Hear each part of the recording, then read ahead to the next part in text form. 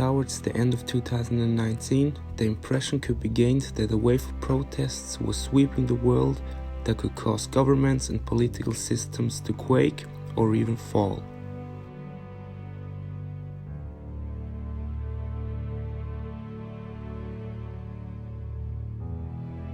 In Chile as in Bolivia, in Iraq as in Lebanon, or in India, just to name a few countries. But slowly but surely, insurrections and unrests are also becoming the norm in the United States of America. However, all over the world, the people are on the move against their respective governments. Even in the current year, 2020, there is no peace in sight. The causes of the unrests and protests vary from country to country. In many cases, reductions in food, transport or energy subsidies are the reasons. Inflation also plays a major role. My name is D.Vargas and I am an international student from Switzerland. For my final project in English, I have made it a priority to find out what influence and impact popular revolts and civil unrests have on the Swiss politics and its decisions. I was born and raised here in Switzerland and grew up with this kind of politics, and therefore I think I can teach you the Swiss national system a little bit better. Swiss politics is similar in some points to the American political system. During my planned research time, I had to realize very quickly that I cannot realize my idea as intended, for one simple reason. For about 50 years, there have been no real national uprisings and riots in Switzerland. Major police interventions due to such revolts have since become exceptions, and one might think that Switzerland is one of the most peaceful countries in the world. In this respect, I have now updated the questions for my final project. Why does the Swiss systems work so well, and why does the population have no reasons to take action against the government? What are the characteristics of the Swiss system and how is it structured? And if everything seems so harmonious and perfect in Switzerland, can we now say that Switzerland should serve as a role model for all other countries? I try to answer these and other questions in the following video and try to illustrate possible answers. Small note. In the beginning, it is important to note that all statements I made in the video can only be treated superficially and are expressed in a generalized way. Due to the lack of time, it is not possible for me to go into all points in detail. Many thanks for your attention. Democracy means that the rule is exercised by the people. Each individual has many opportunities to participate in political processes and decisions.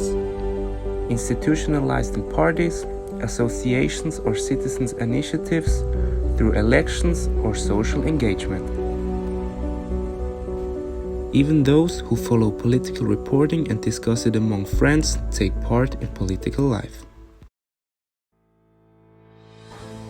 To make the whole process as simple and understandable as possible for everyone, I will first explain the political system in Switzerland in principle. Switzerland's direct democracy and its federalist traditions are unique in the world. It often proves difficult to explain Switzerland's political system to another national who is used to that the state and prime ministers directing the destiny of a country.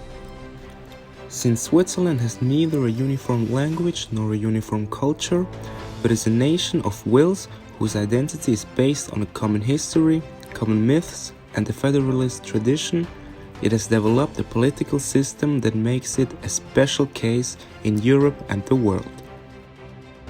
The different cultures, religions, and social minorities that make up Switzerland have led to a unique political system in which federalism, popular political rights, and neutrality are the main features. What distinguishes the political system in Switzerland? Direct democracy. The people can exert direct influence on government activity through initiatives and referendums. The government. The legislature consists of the National Council, which are the people's representation of 200 members, and the Council of States, cantonal representation of 46 members, which together form the Federal Assembly. Votes and elections. The Swiss people can vote on national proposals at least 4 times a year, and Parliament is elected every 4 years. The fact that the Swiss themselves agreed to tax increases when necessary is a great mystery to many foreign politicians. They marvel at the political maturity of the Swiss people.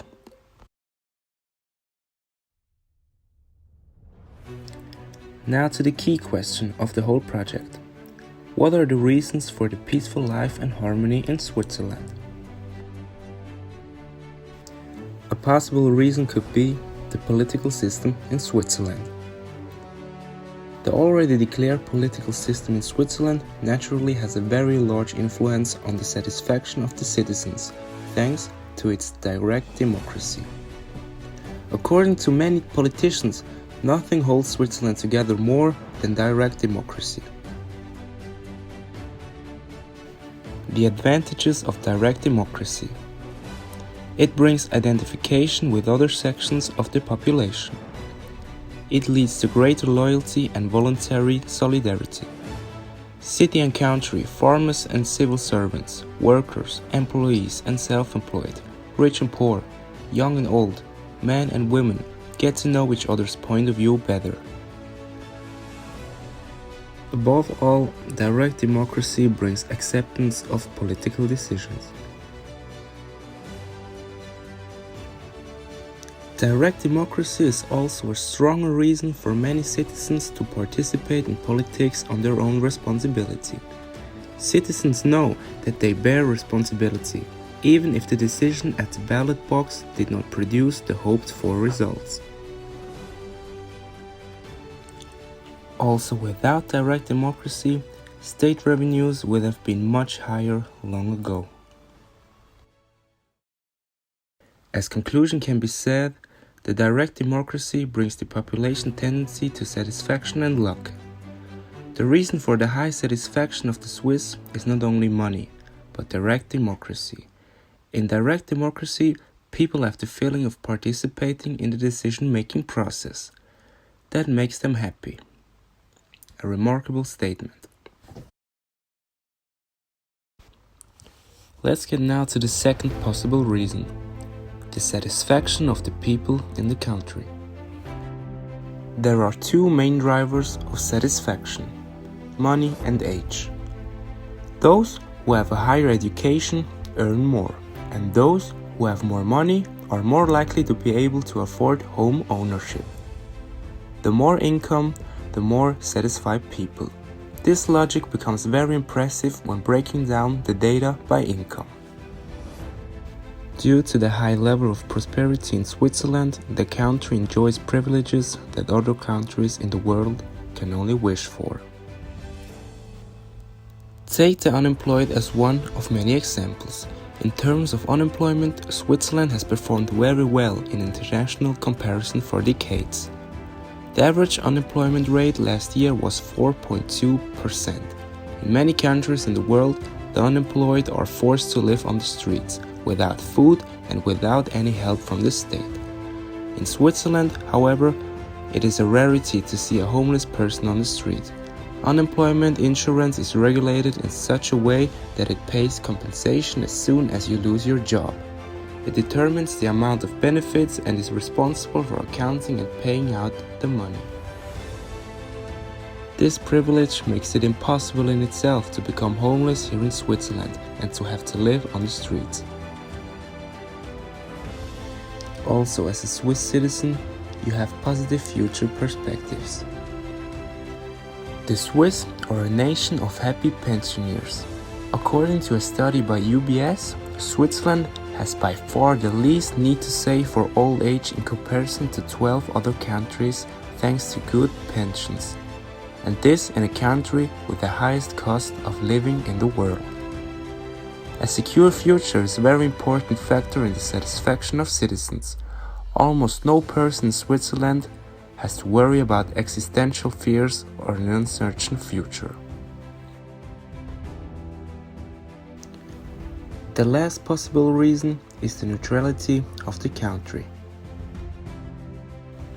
The law of neutrality lays down the rights and duties of a neutral state. The most important of these rights is the inviolability of the national territory. It is one of the most important duties of a neutral state.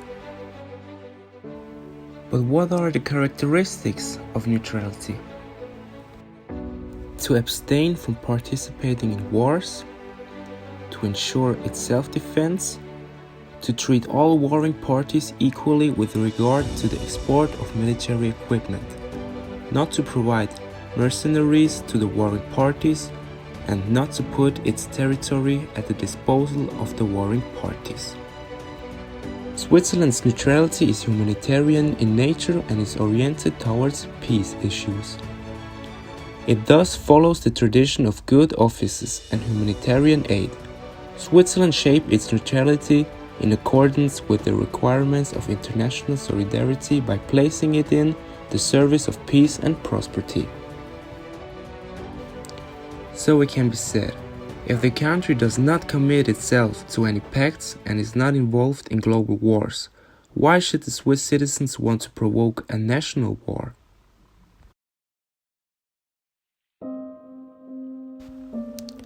Let us now get to the conclusion of my final thesis. In order to draw a conclusion from this, we will come back to the main questions of my final project. The number of riots and revolts within a country is due to the satisfaction of the population.